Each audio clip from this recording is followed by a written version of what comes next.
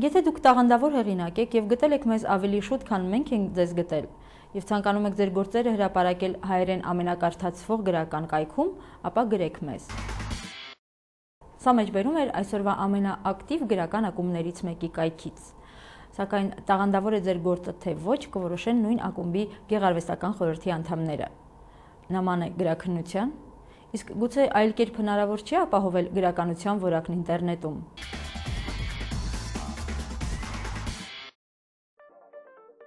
Հայաստանյան լրատվամիջոցներն անտարբեր են ստեղծվող նոր գրականության հանդեպ։ Այս դեպրեսիվ միտքը պատճառ դարձավ, որ 1 տարի առաջ ստեղծվի Գրանիշ.org կայքը, միավորելով մի քանի տասնյակ տարիքով կամ հոգով երիտասարդ գրողների։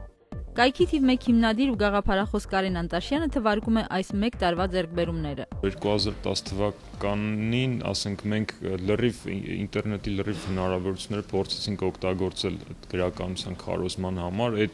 Այդ շարժման ընթացքում բացի Գրանիշը լիքը այլ գրական նախագծեր եւ սոցիալական ցանցերում նաեւ նախագծեր արվեցին, նաեւ հեղինակների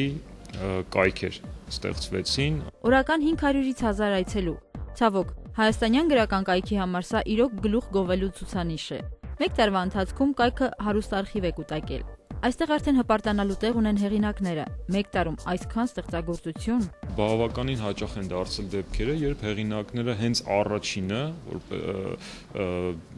հրապարակում են իրենց գործերը Գրանիշին, որովհետև գիտեն, որ ամենաառաջին, ասենք, արձագանքը ընթերցողների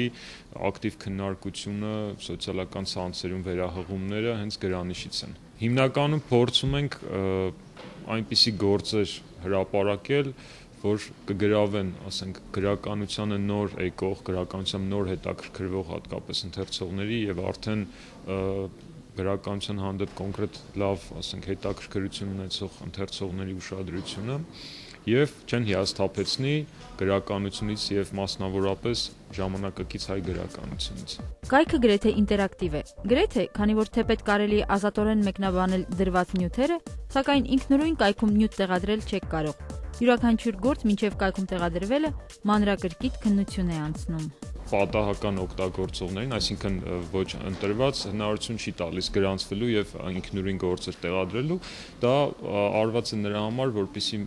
մենք բնականաբար ահագին լուրջ, ասենք, ֆիլտրում է անցկացում, ինչեւ ստացված բոլոր գործերից մենք ընտրում ենք այն, ինչ որ պետք է հրապարակվի։ Կայքում վերջերս տեղադրված նյութերից ամենահետաքրքիրը թերևս Տիգրան Մանսուրյանի եւ Հրանտ Մաթեւոսյանի վաղուց կայացած մի զրույցի փոքրիկ արձանագրությունն է, որը արդեն ստացել է բազմաթիվ արձագանքներ կայքի ընթերցողներից։ Մեզ կարդում են ոչ միայն Հայաստանից, նաեւ Ամերիկայի հայալեզու ընթերցողները, Ռուսաստանից, Մերձավոր Արևելքից, Կանադայից, Եվրոպայից շատ են արձագանքները։ Ասեմ, որ ինքը ագին հետաքրքիր process է ակտիվացրել, որ բազմաթիվ հեղինակներ, ովքեր, ասենք, կորած էին հայկական սփյուռքում,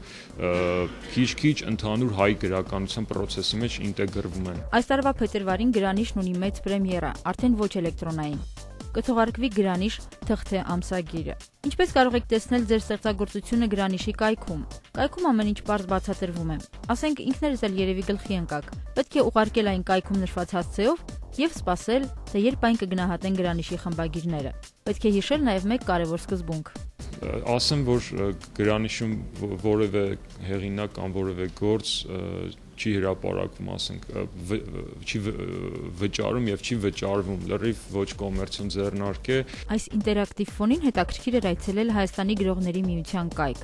Դժվար է ասել, թե երբ է այն թարմացվել վերջին անգամ։ Միայն մեկ տվյալ նշենք։ Նոր գրքեր խորագրի ներքո տեղադրված էին 2002-ից 2004 թվականներին տպագրված գրքերը։ Ցանկանում եք կապվել սիրելի արտիստի հետ։ Մի փնտրեք նրա հեռախոսահամարը։ Նա այնքան մոտ է, ընդամենը համակարգչի 2 կոճակի սեղմումային կողմ։ Մեր այսօրվա «Իտես» խորագրի հյուրը երկար չի մտածում, ինչպես պատասխանել ցանցում ընկերության առաջարկին։ Նրա պատասխանը գրեթե միշտ դրական է, ինչպես եւ հենց ինքը։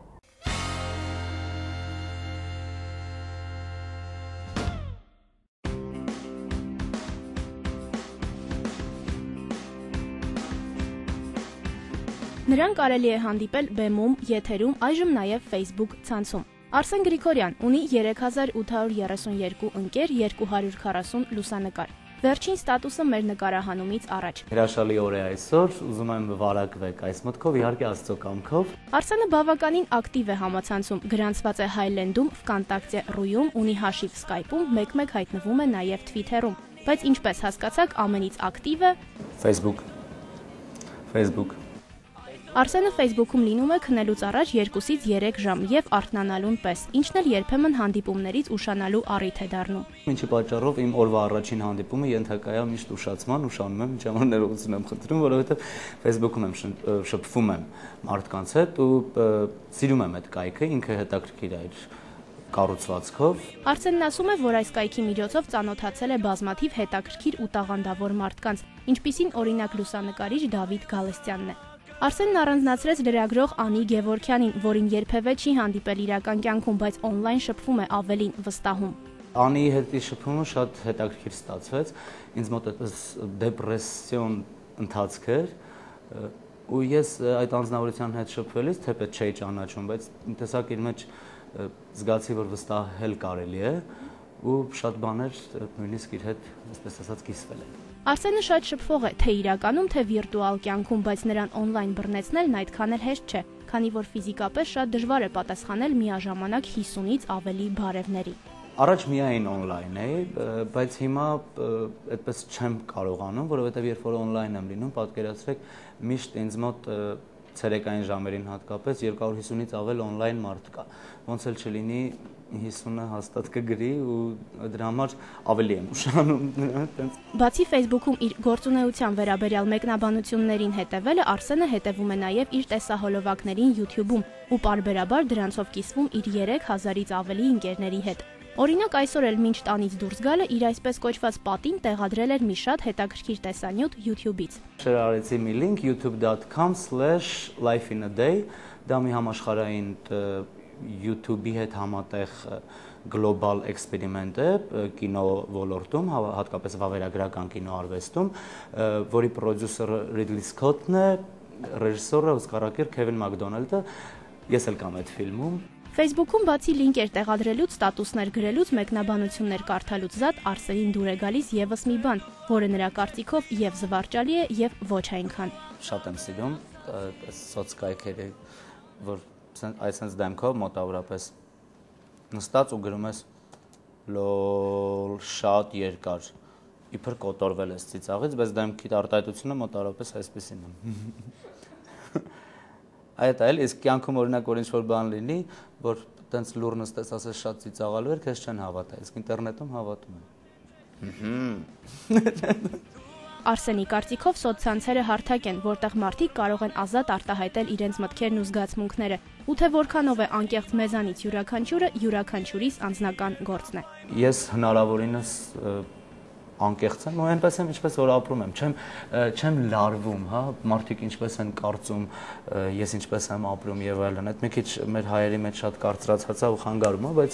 ես ազատ եմ ապրում։ Զրույցի ընթացքում Արսենն ասաց, որ շատ կուզենար նկարահանվել Էմիր Կուստուրիցայի ֆիլմերից մեկում ու ավելացրեց, որ այս տարի սկսել է հավատալ հրաշքների։ Իսկ թե ինչով է դա պայմանավորված, այդպես էլ չիմացանք։ Մնում է հուսալ, որ նա այդ մասին կգրի իր հերթական ստատուսներից մեկում։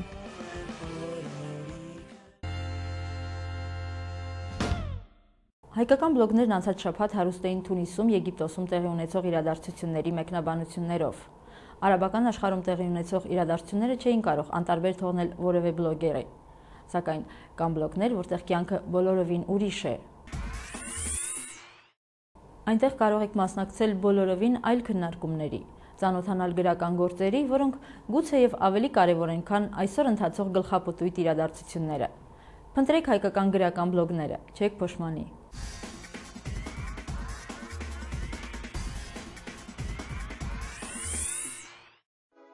Արձակագիր Հովիկ Չարխչյանի մտքով երբևէ չէր անցել անձնական բլոգ գործարկել, սակայն տարիների ընթացքում տանը կուտակված ծավալուն գրականությունն ասես խնդրում էր. «Մի բան արա, հասցրու ինձ ընթերցողին»։ Հովիկն այդպես էլ արեց, բաց անելով հայկական բլոգոսֆերայի ամենաինքնատիպ բլոգերից մեկը։ Մարդիկ շատ կասկածելի արժեքներից են օգտվում մշակութային առումով, այնինչ կա համաշխարհային մշակույթի հսկայական գանձարան, որը մի տեսակ դուրս է մնացել այդ ամենից իր տեղը զիջելով այդ բառակույտերին, Փորձեցի մարդկանց հետաքրությունը շեղել նաև այդ ուղղությամբ, ինչքան զարմանալի էր, պարզվեց, որ մեծ հետաքրություն կա դրա նկատմամբ, ու նաև էլ ավելի զարմանալի էր, որ մարդիկ այժմ հետաքրություն են դրսևորում նույնիսկ այն բաների նկատմամբ, ինչ իրենք վաղուց գիտեին։ Հովիկը չի կարդում էլեկտրոնային ամբողջական գրքեր եւ նույն խնդիրն ունեցող ընթերցողի համար տեղադրում է կարճ հատվածներ օտարալեզու ստեղծագործություններից, որոնք հայերենով չեք գտնի որևէ գրախանութում։ Ազատ ժամանակ, եթե բավարարում է, թարմացնում եմ, աշխատում եմ գոնե յուրաքանչյուր օր 3-4 հատված համաշխարհային մշակութային մտքից, փիլիսոփայություն է, հոգեբանություն է, գրականություն է, արվեստ է տեղադրել։ Հովիկի բլոգն օգտակար է ոչ միայն ընթերցողին։ Այստեղից օգտվում են տարբեր կայքեր եւ գրական հանդեսներ։ Ճիշտ է, ոչ բոլորն են օգտվում այնպես, ինչպես կցանկանար Հովիկը։ Կան նաև անպատասխանատու մարդիկ, որոնք օգտվում են այդ նյութերից, սակայն հղումի փոխարեն իրենց ստորագրությունն են դնում, նույնիսկ կարող եմ ասելով ARM կայքը, որ արդեն որերորդ նյութն է իր մոտ տեղադրում է ու միշտ ստորագրում է իր ստորագրությամբ, թե բոլորովին կապ չունի դրա հետ, նույնիսկ ասեմ, տեղադրում են նյութեր, որոնց բնօրինակի միակ օրինակ գտնվում է իմ մոտ, այսինքն այլ աղբյուրից օգտվելու հնարավորություն չկա։ Այդպես օրինակ Պարուսևակի անտիփոդվածներից մեկը, որ իսկապես բնօրինակը իմ մոտ է, տանն է, ու հազիվ թե նրանք երկրորդ աղբյուր կարողանային ունենալ դա օգտագործելու համար։ Ավանդական հայկական բլոգոսֆերան Հովիկը նույնպես ուսումնասիրել է եւ եկել անխախտ համոզման։ Հայաստանում բլոգների մոտավորապես 70-80%-ը մի նպատակի են ծառայում անձնական ռեկլամի համար։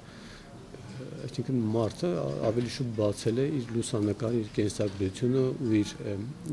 գրվածքները այնտեղ մտքերը այնտեղ տեղադրելու համար։ Շատ քիչ են այն բլոգները, որոնք թեմատիկ են, նպատակային են ու խնդիրներ են առաջադրում։ Այդ իմաստով Հայաստանում դեռևս անելիքներ շատ կան։